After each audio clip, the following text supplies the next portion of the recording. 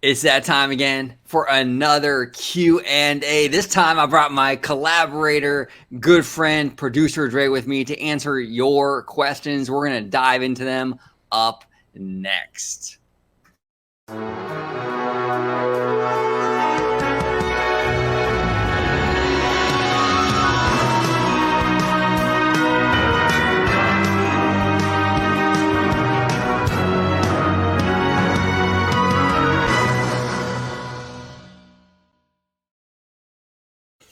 Hey everybody, welcome to OG55. I brought my good friend, producer Dre, collaborator, host of Freshly Squeezed here on Orange Grove 55. Dre, how you doing today, sir?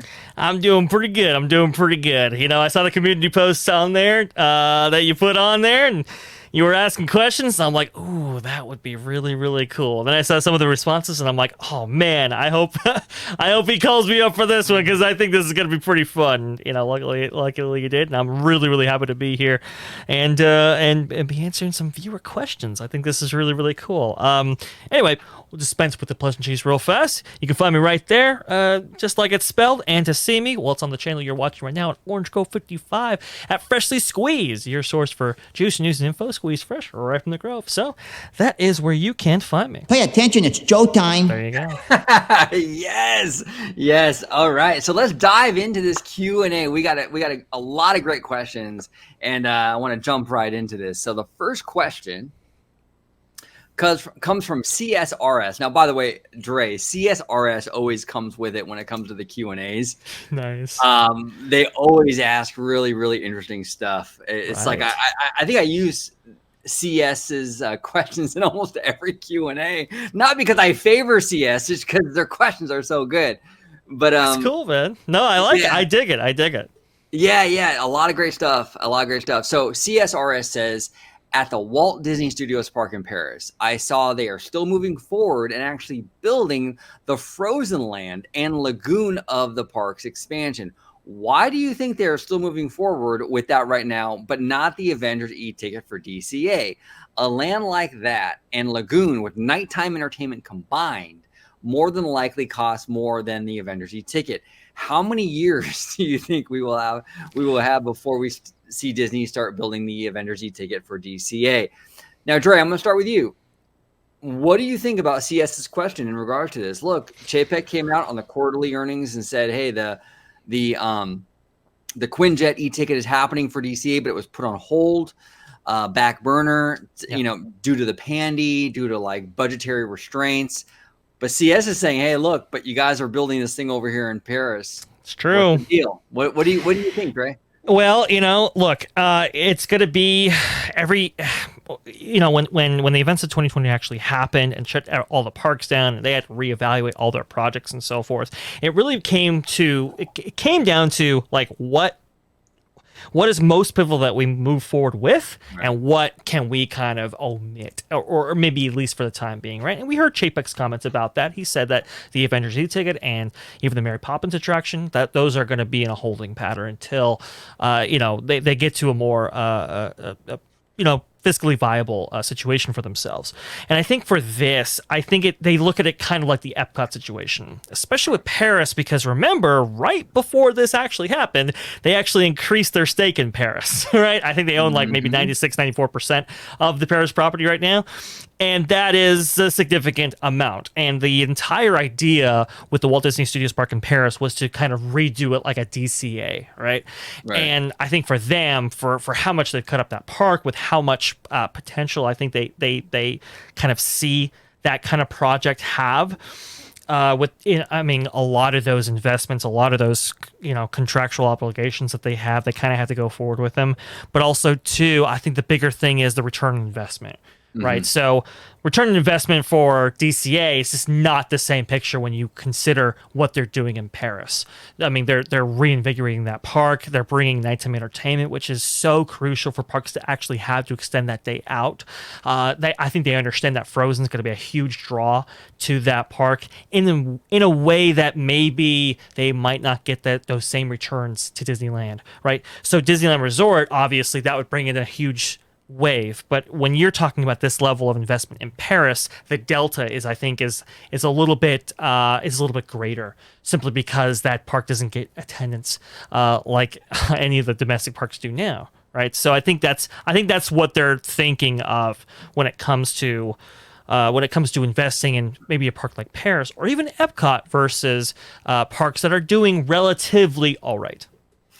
100%, Ray. 100%. I couldn't have said it better myself. It's all about priorities, and really just because Chapek acknowledged that the Pandy, put a financial strain on Disney, and that's why they're holding the Avengers e-ticket for DCA, doesn't necessarily mean that like everything is going to have that same kind of approach, right? Like you mentioned, Ray, that like there are priorities, and look, it's like if you were budgeting for your household. Right. If you get into some financial problems in your own house, you're going to have to make some decisions as to what's a priority and what's not. Correct. Like obviously, like filling your gas tank is going to be a priority, but maybe like getting a haircut every 2 weeks is going to be something that like becomes something that you put on the back burner, right? Yeah. So the essentials you kind of put priority, and the not so essentials you kind of put in the back burner. And Disney obviously feels this park needs a lot of work, and I agree with Disney on that. This park needs a lot of work. I've seen pictures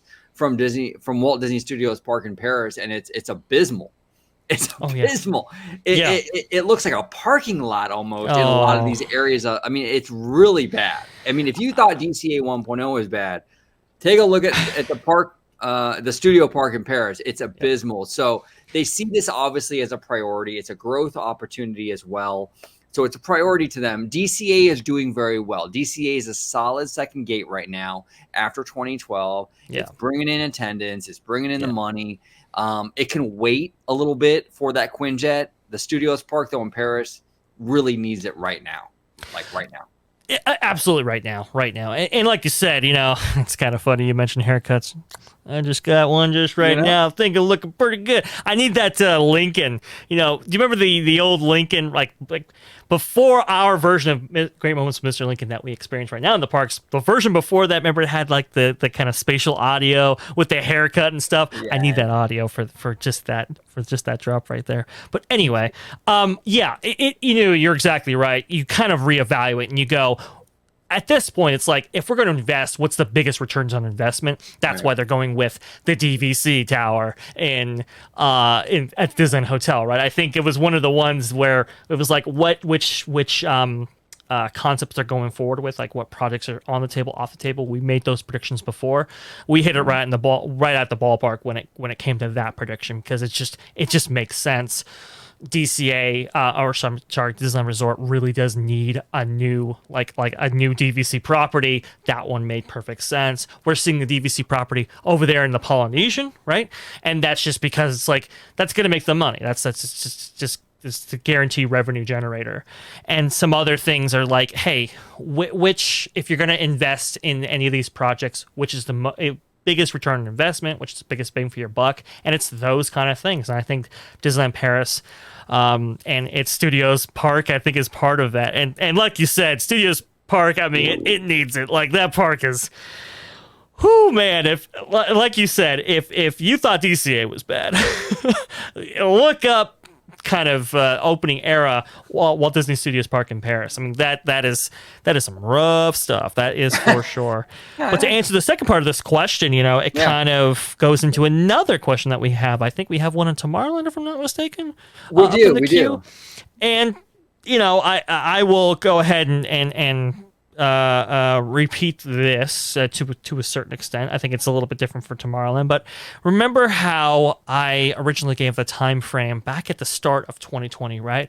About like projects being on hold and how long it might take for new projects to develop, right? I think I said like 4 to 5 years. Well, now we're kind of 2 years in. And that kind of time has passed. Now, obviously, they've had some attrition in the Imagineering ranks, which might affect this timeline. But if we kind of extrapolating it out, I would say that the Avengers e-ticket, if it is still on the table, which I think it is, it's kind of at the closer part of that No. window than farther. I think DCA does need an attraction like this. It's clear from the data that we're getting from Genie Plus, and that might be why they're doing stuff in New Orleans Square, investing so heavily in at Disneyland and so forth. Like, obviously, it's a big revenue generator. They want to have more attractions that capitalize on that, right? And so Avengers e-ticket, I think, would play a big part in that, especially for DCA, which so attraction limited. And so it's like, I think it's closer to that window, and if we're extrapolating it out, maybe 2 or 3 years from this point, we might start to hear more about that project, and maybe actually get some I don't know, dirt movers on the ground and be digging up by that point. I don't think that's an unrealistic expectation. All things considering. No, I agree with you. I think that we're 2 years. I think that we'll start to see some details, some like hard details in regards to the attraction. I think we might even see an official announcement in terms of like, hey, it's back. It's back on. Yeah. Something like that at D23, because D23 Expo is like not until September. Right. I wouldn't be surprised if like they make some sort of announcement saying, "Hey, look, the Quinjet e-ticket is back on track, track. We're going to move forward with it." And then that'll be the announcement for D23. And then in like a year or two, we start to see the trickling in of like the details and what we can expect from it. Yeah. So it's happening. Look, MCU is a mint. It's money on the table. There's no other IP that's going to bring in more money than Marvel. There's no chance Disney just says, "Hey, you know what? We're gonna scrap this big Marvel attraction for DCA," because there's no other franchise they can put into the park that's gonna be bigger than the MCU anyway. So they're gonna go through with it. They might alter the attraction. They might alter the storyline. They might add characters into it. They might multiverse it. Who knows what they're going to do with it, but we're going to get it eventually. It's just too much money, and Chapek and even Iger, they're obsessed with franchises. And like I said, there's no other franchise. It's even bigger. It's honestly, Marvel right now is even bigger than Star Wars. Yeah, absolutely. It pains me to say it because I'm a Star Wars guy through and through, but they are. Marvel is bigger than Star Wars right now. And what they're going to add in DCA is going to be bigger than Marvel. Nothing. Of course they're going to go with this, right? It's going to happen. No, absolutely. I mean, I think Avengers Campus has kind of been looked at as like it needs one more. Like it needs another attraction. DCA itself needs another attraction, especially when it comes to Genie Plus. Like there's just not a lot going on there. It's like a half-day park at best. I think it would really round it out with a new e-ticket of this scale. You can combine the Hyperion and World of Color, and I think that would round out the park immensely. And then like you said, it's even though this is a big attraction, it'd be very expensive, very, very costly, a lot of development dollars. It's such a big franchise. I think it all works out. I think this is the one. This is the one that's still on. Yep, it's still on, and there might be some changes to it. There might be some tweaks because, hey, Moon Knight's coming out. There's all these new MCU things that are being kind of incorporated onto the film and streaming side that might be huge hits that they want to incorporate, and that might change the attraction. But at the end of the day, I think the attraction will happen. I think everyone kind of you and me were on the same page with that, and I think a lot of our audiences too. I think it's going to eventually happen. Probably 5 or 6 years from now, we'll probably be seeing that completed and done, so I think that timeline checks out. Yeah, absolutely. All right, so the next question comes from Provost Park Pass. Oh my God, man, holy smokes. I can tell you folks right now, I mean, I was alerted to this morning. I about spit out my drink. I was like, wait, what? Like, what is really? We're getting it from the big times here. It's pretty awesome. I'm humbled by this. I'm humbled by the fact that Provost took the time to check out the channel, and that they commented and questioned, asked us a question on the community tab. Really seriously humbled by it. Unbelievably so. Yeah. Seriously, yeah, it's incredible. And they make really great content. The thing I love about him is like he's like this mix between, and this is the thing, and this is one that we've talked about this Dre a lot with like Disney park vloggers and stuff. How a lot of park vloggers sort of follow trends and they kind of copy each other. And Provost Park Pass is very much not that. This guy does a lot of cool stuff. Like I remember like a few months ago, he did an entire video on unique trees at the Disneyland Resort. I mean, this is the kind of stuff that I love. This is unique. It's nerdy as hell, but I love it. This guy is like part Bill Nye, part Disney park vlogger, and he does a lot of great work. And when he commented on it, I was like, oh my, humbling and truly honored. This is incredible. Oh yeah, absolutely. I think Provost, brings it, every single video. It's kind of interesting because you see a lot of kind of historian-based channels.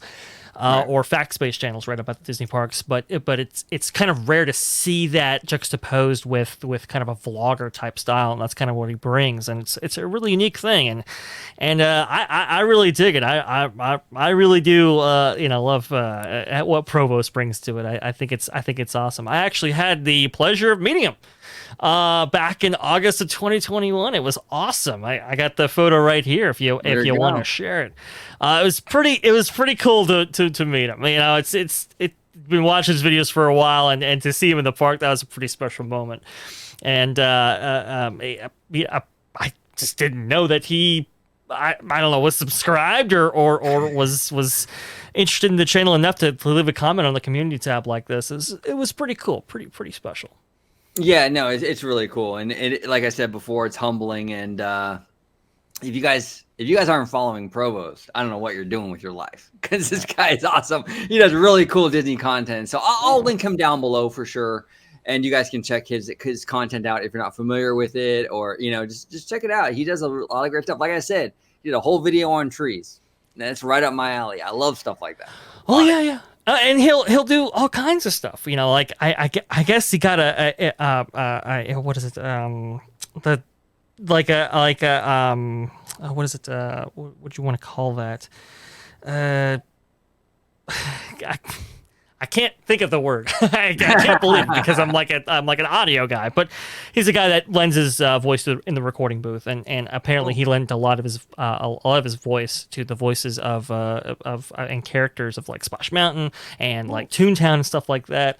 Apparently he was pretty influential there. But Provost has a whole video with the guy, and they're riding through and doing all that. So it's a really fun channel. Definitely check him out. Unbelievably humble that he would actually follow enough to leave a question. That's pretty cool. But to answer the question, yes, about when is Tron going to be finished, it's very, very interesting. They are speeding through that construction. I mean, if any of your Walt Disney Worlders have been looking at it, or anybody Walt Disney World inclined has been looking at it, like they are moving through that at a lightning pace. It is crazy. Maybe as fast as the attraction itself, one would say.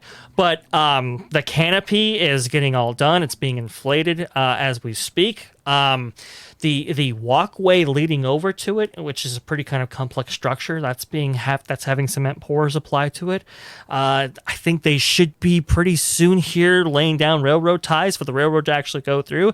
It is going very, very fast, and I think the reason for that is I think they want it not just in time for the 50th anniversary, right, because as we know, the 50th anniversary hasn't been looked at super fondly. When was the last time you actually saw a 50th anniversary commercial, right? It's been a while. But two, I think they want it for Q1 2023. I think that is the goal, to have it open in that window and to give a boon when they talk about it in February or whenever that whenever that quarterly report is. I think they want it to be a boon, just like Q1 2022 was for the company. Now, just for those at home that are not familiar with the quarterly breakdowns, what months would Q1 2023 fall under? I believe it would be October through December. Okay. I think is when that would be, or yes, yeah, I think it would be October 1st through December, or maybe January 1st, I think is when. Okay. Is when that would be. So basically fall, heading into the holiday season for 2023.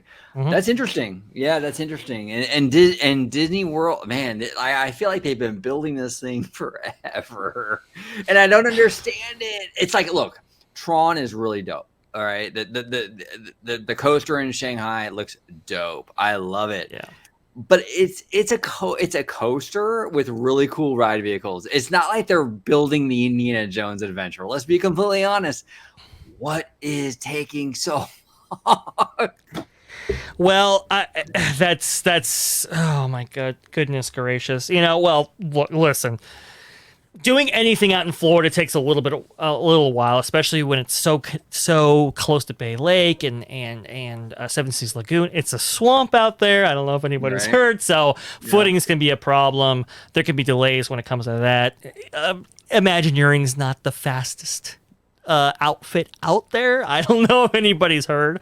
And sometimes these things kind of take a while to kind of set them in these respective parks, right? I think they were concerned about the show building and how large that would be and how intruding that would be, and eventually it was just like, hey, we gotta go, guys. And then you have the events of 2020 setting it back. I mean, it's been a rough ride. I'm not gonna lie, it's been tough, but I think it is coming. And I mean, right now they're turning on the accelerator as we speak, so that's good. Yeah, no, I'm happy. I'm happy for Florida. I as a Disneylander, I'm a little jealous. I hope we get it here. Yeah. We'll see what happens. I've said it before. I don't need an exact clone from Shanghai. I know it's too big. It's huge. Come on, Imagineering. Can you kind of rework it so it can fit in our Tomorrowland? Can you give us a little love here?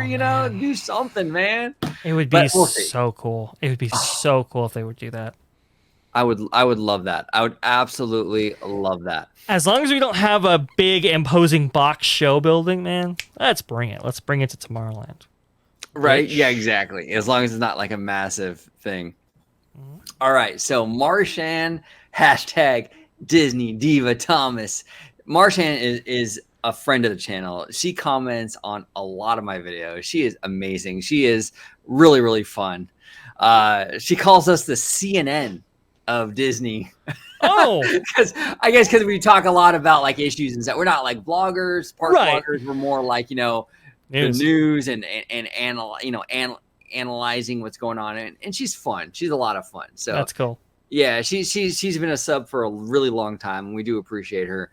But she's asking here, do you think they are going to reopen the top passes, which she's talking about the Magic Key passes again? Because I find it hard to believe they were sold out. As with the older passes, they were never sold out. As in the words of Bernie Mac, this is some bullshit. Yep. Shake my head. Now, Marshan, you are 100% right. Look, these passes are not like an item. This isn't like an Orange Bird sippy cup, right? That can physically sell out. These are passes that Disney, if they wanted to, they can sell forever.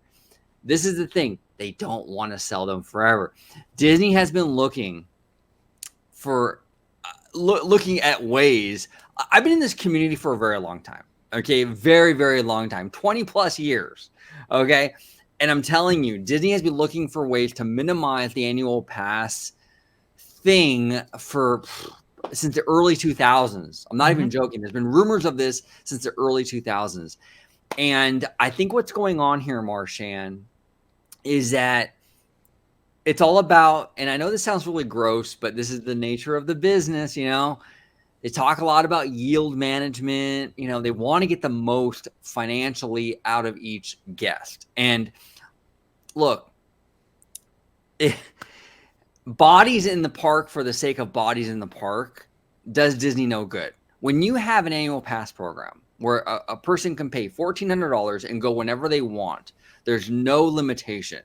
After, 6 or 7 visits, Disney's losing money on that person. And a lot of pass holders will do that. They'll go like 5, 6, 7 times a month.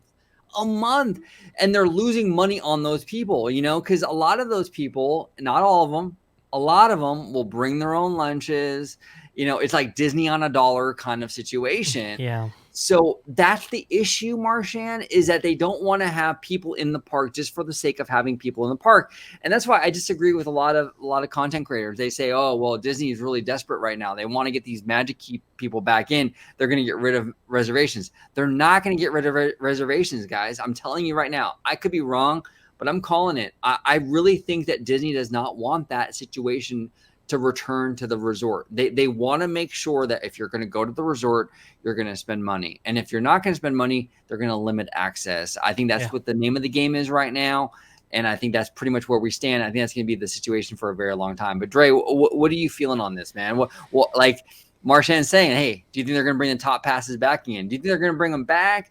Why are they restricting this? What are your thoughts? Yeah, well, I think that the reason why they're restricting selling passes is interesting. I think they're looking at maybe redoing the system. Honestly, I think they're reevaluating and going, are people getting kind of enough access? Are they getting too much access? How can we, what can we do in order to kind of achieve our goals, which is limiting access, but also provide, a quality-ish product for the people who actually buy it, right? And so I think they might be holding back on actually selling these passes just to kind of see if they can kind of adjust this system that they have in place right now. I don't think it works quite to their liking. Right. We obviously know that it doesn't quite work to the liking of annual pass holders or Magic Key holders as we speak, right? So I think before the top tier passes go on sale again, I think we might see an adjustment, whether it be price, services, features, that kind of thing. I think that's very, very likely. When it comes to the reservation system, it's tough. I mean, operationally, I think you could make the argument either way. I think you can make the argument that it's absolutely necessary, and I think you can make the argument that it might not necessarily be necessary for in all circumstances, in all cases, right?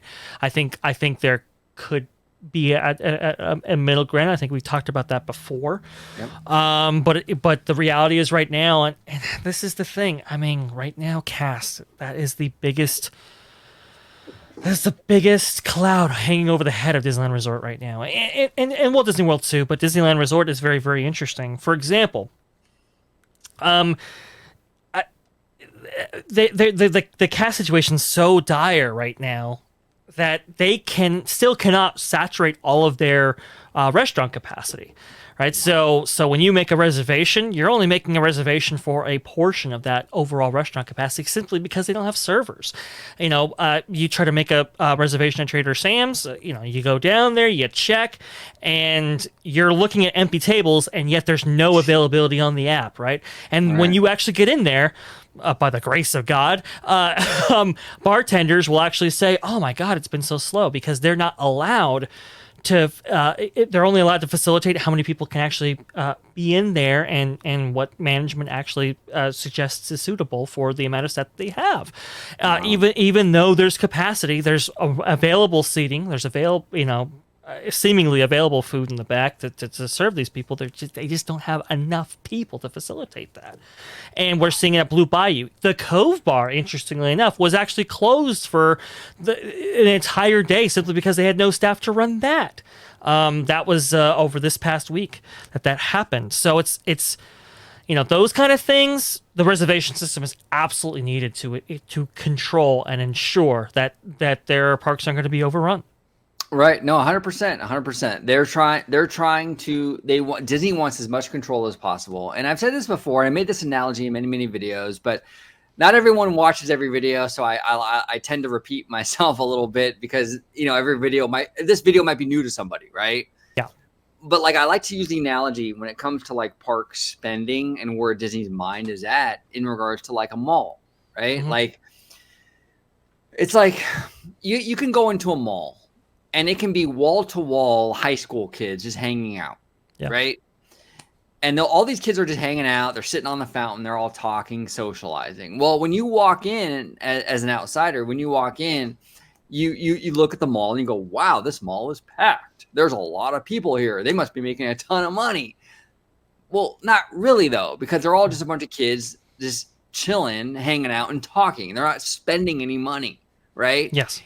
And look, that's kind of the situation when it comes to a lot of Magic Key holders. Not all. I know there's some people that spend a lot, but I'm just saying in general, it's kind of the situation where it's like, yeah, if you take the reservation system away, you're going to get more people, more bodies in the park. But are those people, are those key holders spending money? Probably not. A lot of key holders, including myself, and I'm guilty in this, will bring their own lunch, will bring their own drinks, they'll bring waters. They're not spending a whole lot of money at the park. Yeah. So you have a body in the park. Yeah, the park looks busy. Oh my God, there's people everywhere, but there's no one spending any money. Right. And that's why I think that people kind of like, like the mind says, like it's like, well, yeah, why wouldn't Disney want more people in the park? They don't want more people in the park. They want what they have now, but those people that are in there now just spending more money. They don't want bodies for the sake of bodies. They just don't. And that's why you're never going to see, at least, look, I can't predict the future 20 years in advance. But right now, the next, from like now for the next 3 or 4 years, 5 years, they're not getting rid of the reservation system. They don't want that problem again with people just hanging out and then losing money. They want to make more money out of each individual guest. Disney's been thirsty for this for years to reimagine this program and to really mitigate this situation. They're not going to give up on it. They're not. It's here to stay, guys. At least for the time being. And honestly, it comes down to, like you said, that per guest spend. Just because you have bodies doesn't mean they're all kind of spending at the same level, right? They're spending at various degrees, and we're kind of seeing how they get a little bit more money out of us, right? For example, Genie Plus isn't included as part of a Magic Key, whereas in previous forms of the Annual Pass, Max Pass was included at certain tiers. We're only seeing parking included at certain tiers.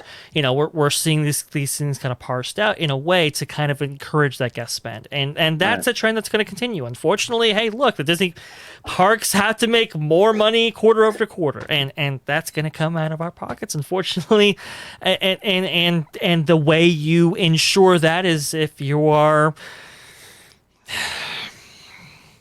choosy about who you let in. I'll put it as simple as that. And it's unfortunate, but it's the hard reality. You have a set supply.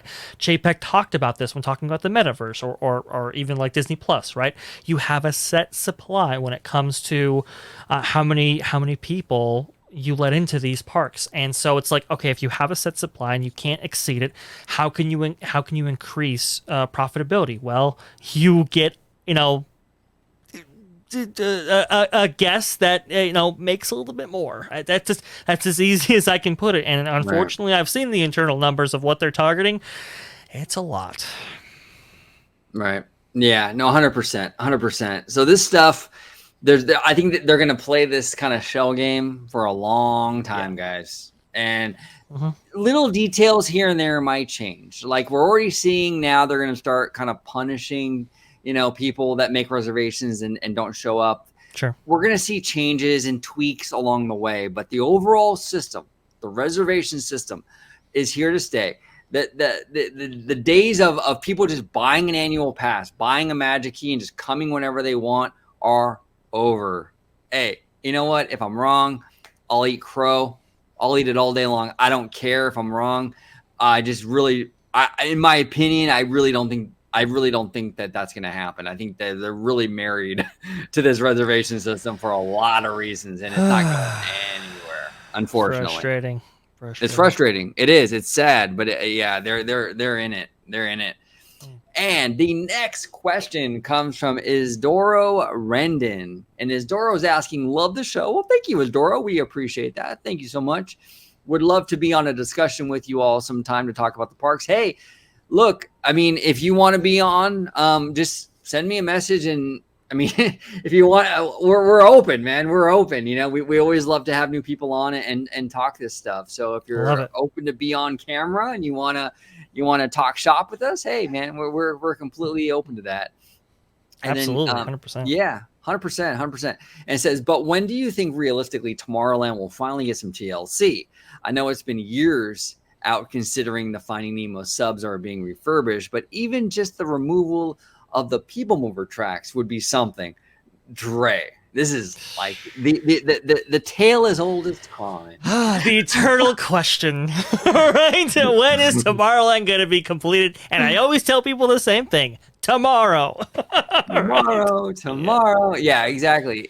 Well, here's the thing, and I'll be completely honest with you. Mm-hmm. Right now, after the pandy, Yeah. Disney's looking for any way to sort of cut corners. Oh And yeah. that's not just like a Chapek thing. That's just like a post-pandy thing. It's an operational reality. Right. Yeah. Exactly. They're looking for ways to cut corners. So I really, honestly, Isidoro, I mean, I don't want it to happen right now. Because it's inevitably going to be cut to death. Yeah. And like we've already been through that with the 1998 Tomorrowland. Like Yeah. I don't want them to even touch this area until they can get a proper budget Yeah. and do it right and have it last for 20, 30, 40 years. So I'm fine with them kind of just the way it is now for now. When Disney gets the money and they're willing to spend it, we'll talk. But as of right now, I don't want them to go in there half-assed on a shoestring budget and we're in the same soup that we were with the 98 Tomorrowland. I don't want any of that. Don't even touch it until you got the money to do it. You know what? And honestly, I kind of agree with you with that line of thinking and that mentality across multiple projects right now. Like, it's just like, it's like, hey, maybe it's better that they don't, tap into Spaceship Earth, right? Or do any of these things because I think we know that cuts are coming. Like Right. they have to be fiscally responsible, especially right now. And sometimes that means, hey, you know what? That thing we said that we were going to give you $25 million on, well, maybe we're giving you 20 or 15 or whatever. I mean, look at these different things, right? Look at the freaking lagoon in Epcot right now. Do you think those barges would still be there if they were given the budget that they were originally promised? I don't think so, right? We've seen what happens to these things. Look at what is it? Journey in Your Imagination, right? At Epcot, right? That they tried to go on the cheap with that, and they just hack and slash that attraction to death until it's just this thing that's just horrible compared to the old stuff, right?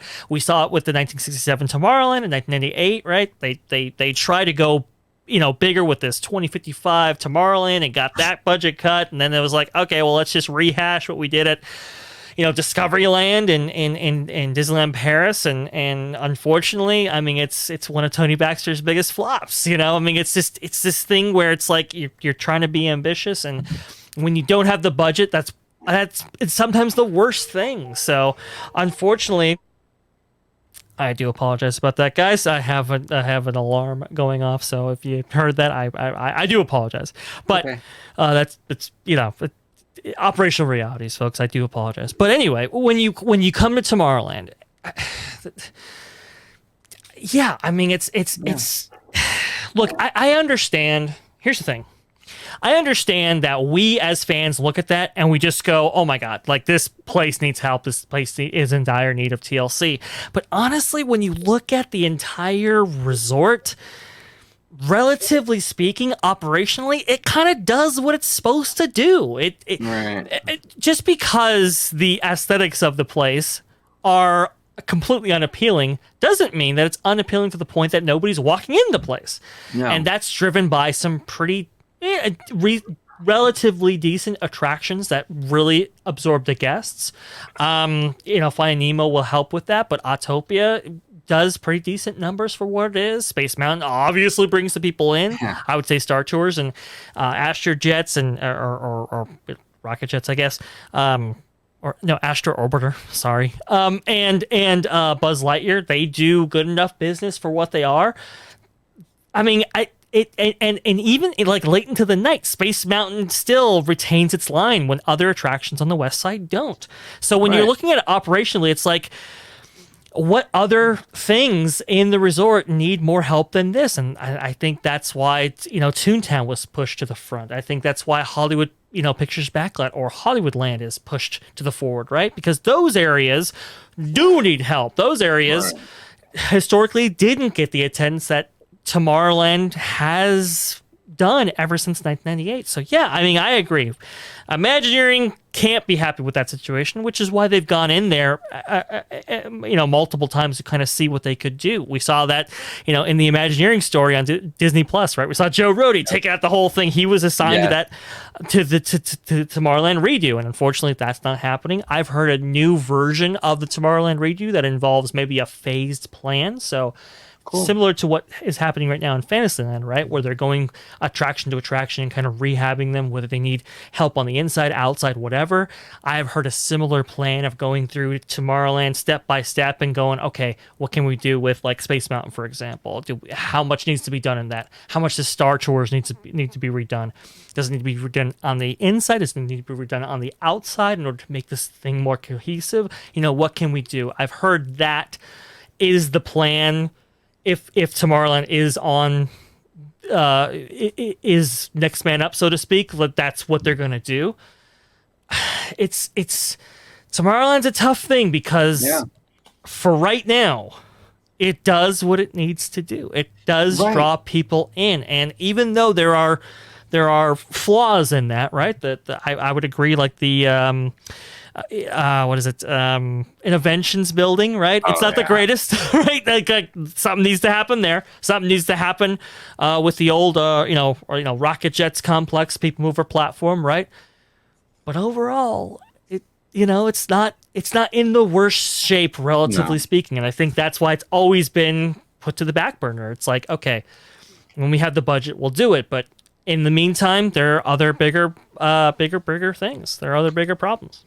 Yeah, and ironically, the thing that is the best thing about Tomorrowland, which is Space Mountain, is also the thing, like to your point, Dre, is also the thing that's keeping the land from getting a renovation. Right.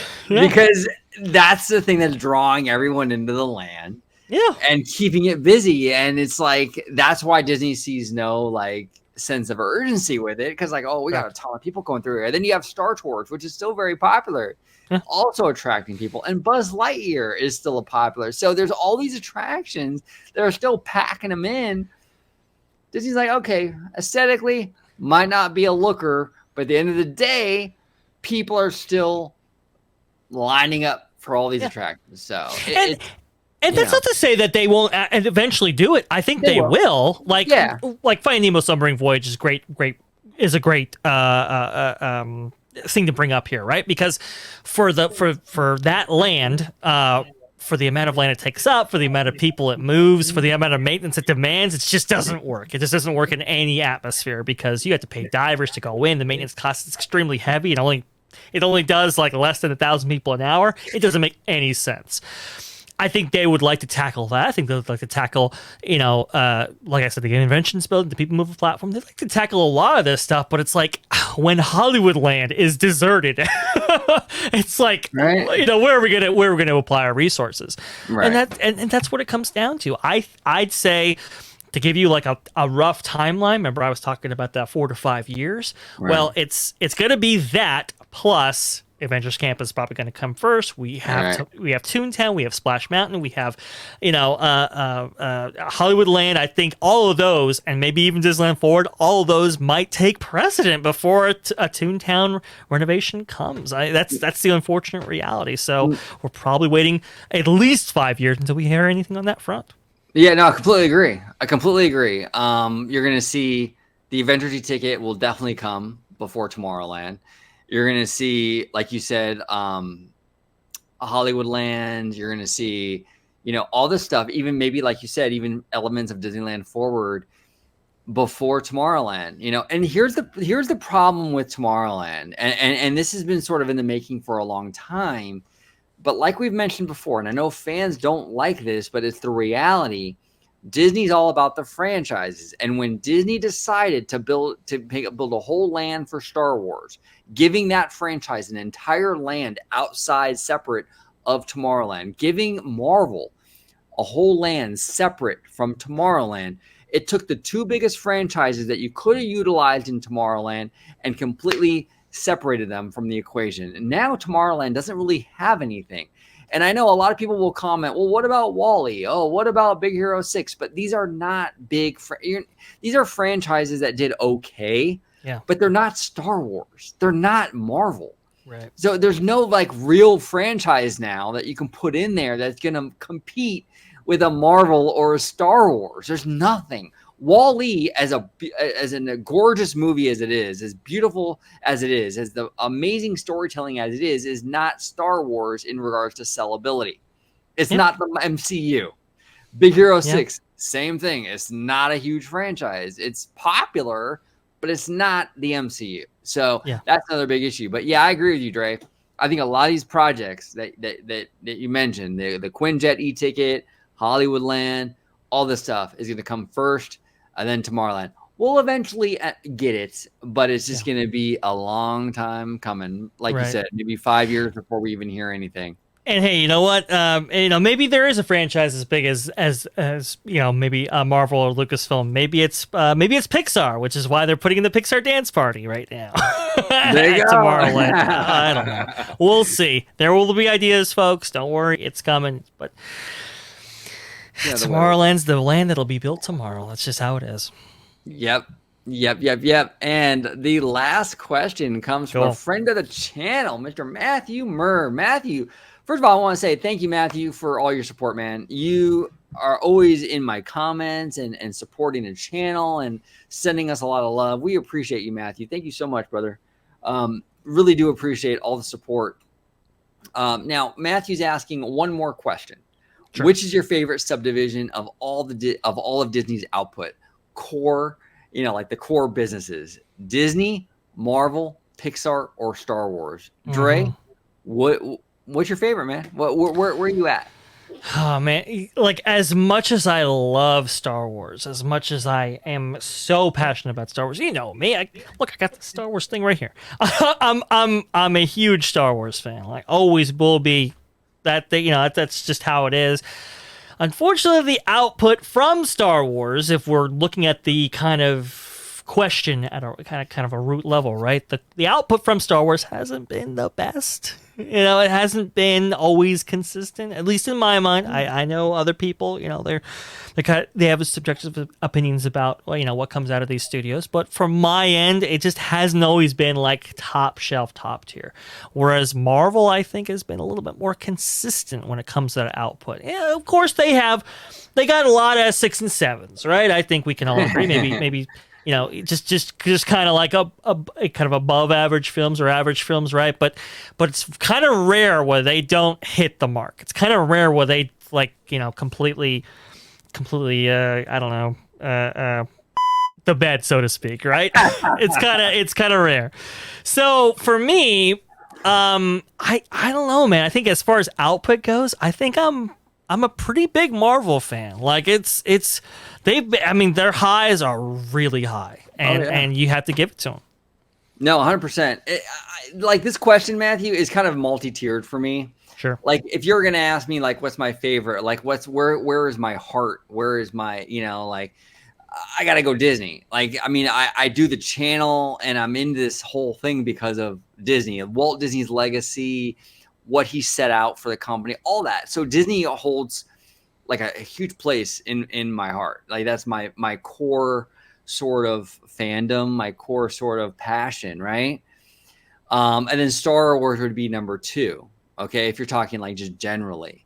But if you're talking recently, like what recently are you more into? Like what recently are you watching? What recently are you really consistently getting excited about?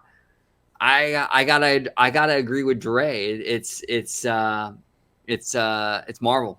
It's Marvel. I'm super stoked for Hawkeye. I mean Hawkeye. Well, I liked Hawkeye, but I'm super stoked for Moon Knight. Mm-hmm. I can't wait for Moon Knight coming up in a few days. I absolutely loved WandaVision. The movies have been knocking out of the park. I love Marvel. Right now, Marvel is the thing I get the most excited about.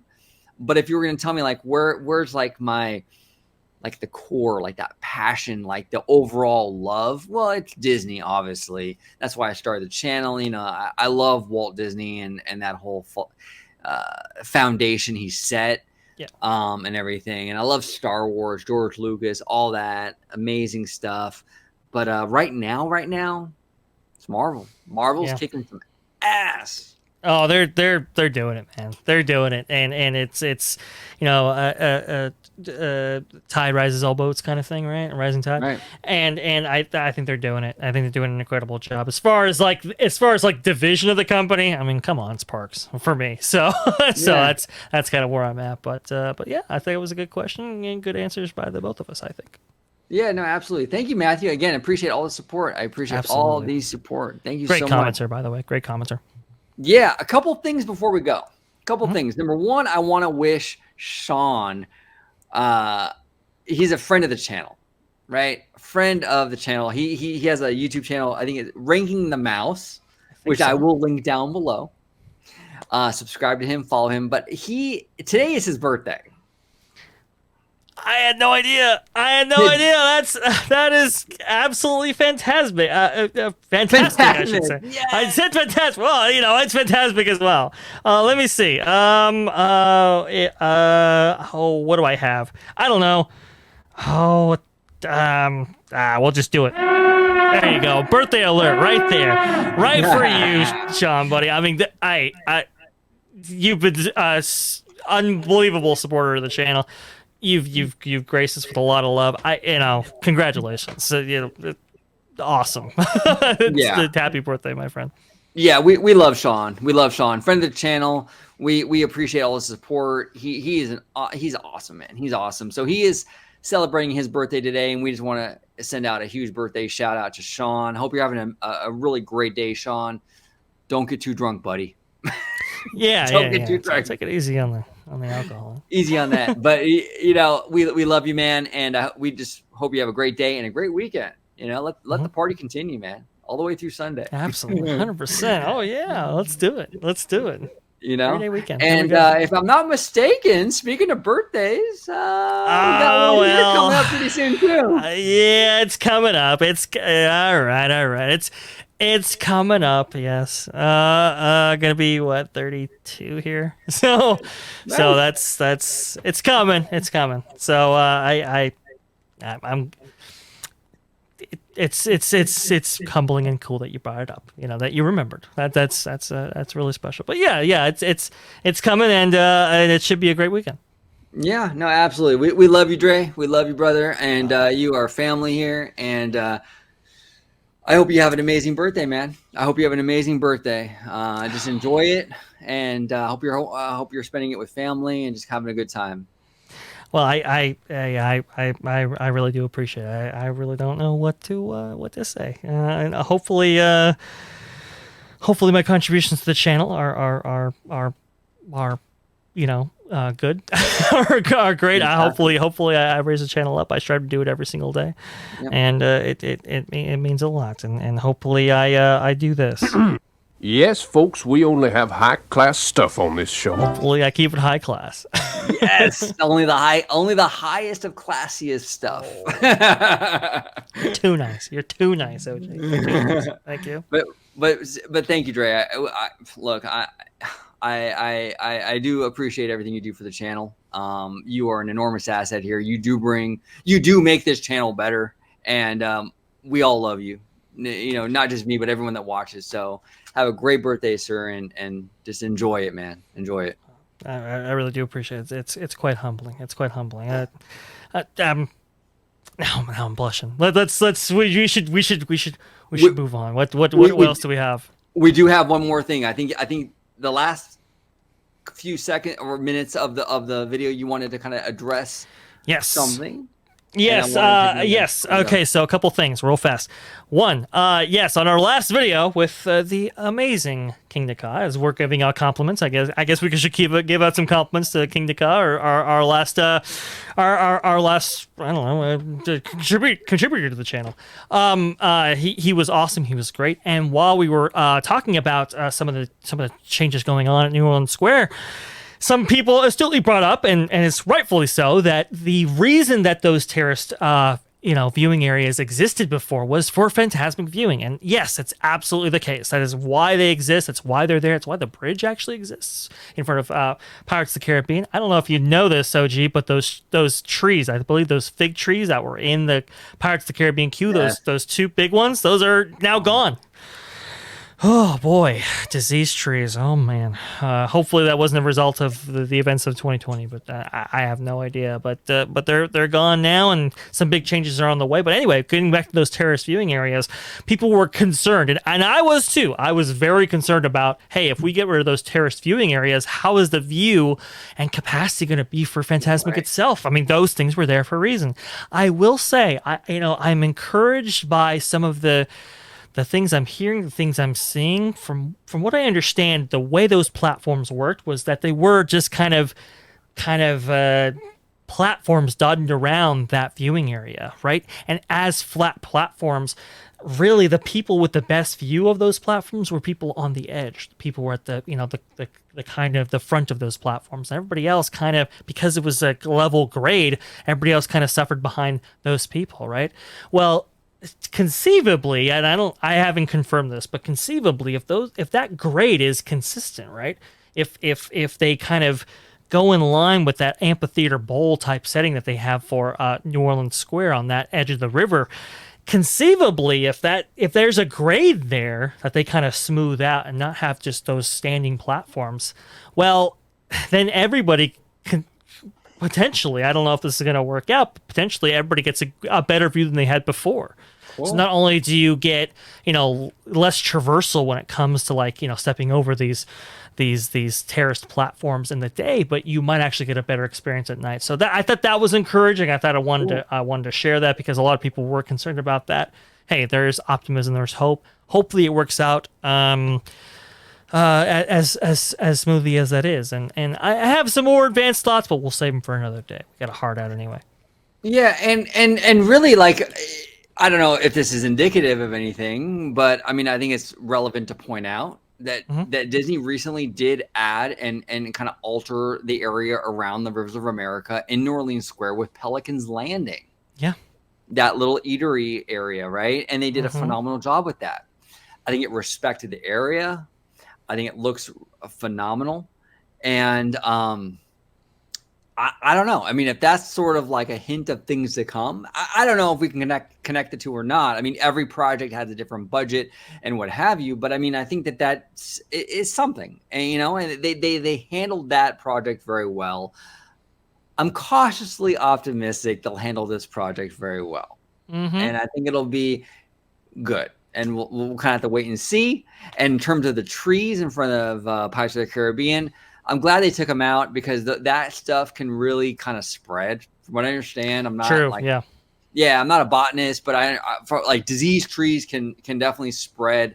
And who knows? You don't want to have a bunch of trees in the area now with this disease and everything. You want to get those disease trees out as fast as you can and fix that situation. I'm sure they're going to plant new trees in that area. I'm sure of it, and it'll be fine. But and even if it doesn't, important to get rid of those, Right, and even if it doesn't affect other trees, it's also kind of dangerous. Like if those are diseased, then you could have limbs falling off, and you do not want that at all. It's interesting. I know we can't get into it really, but because they had to take out those trees, they had to take out all that kind of slate tile that they had before, and they might actually go ahead and kind of rearrange that whole thing. And my theory is, I don't know about you, but I think they might rearrange that ramp situation where instead of having two little small ramps, maybe they have one big ramp that's stretched out that allows for maybe wheelchair access. I don't know.